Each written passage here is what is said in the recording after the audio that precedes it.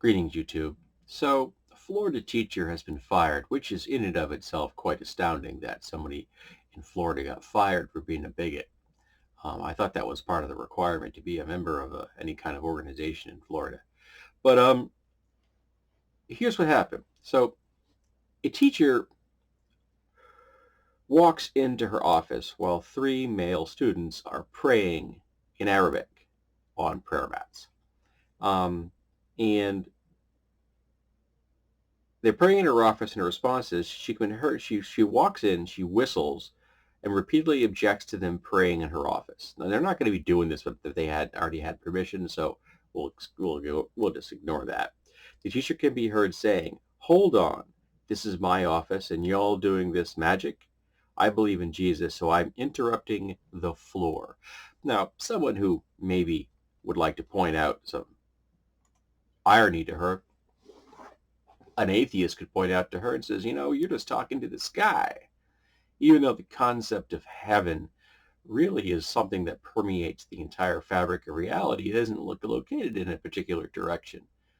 Somehow I get that idea, but a lot of Christians don't, it seems. But it's not uncommon for Islamic folks, when they are not at home or not in a mosque, to request someplace that they can pray. At my company, we've frequently given people the opportunity to use an empty conference room. Just go ahead. Yeah, go. Not a big deal. Because that means they gives them a quiet place that's clean where they can kneel on their prayer mats. And there are people that bring prayer mats to work. And that's no big deal. I mean, Muslims pray 5 times a day. Interestingly, at one time it was 3 times a day, and it changed over time. Um,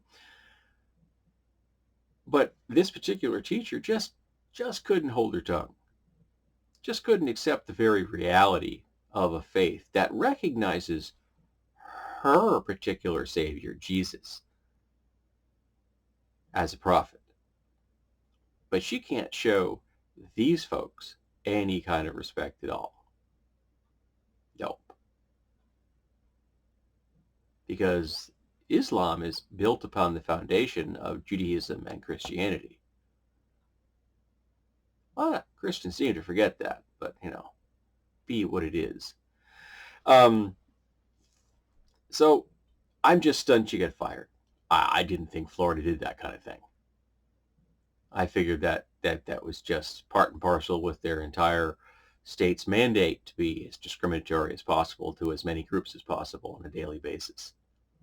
I mean, it does come from the governor's mansion all the way down now, doesn't it?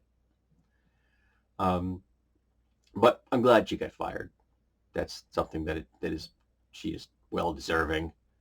She is a bigot, and bigots shouldn't be in charge of children.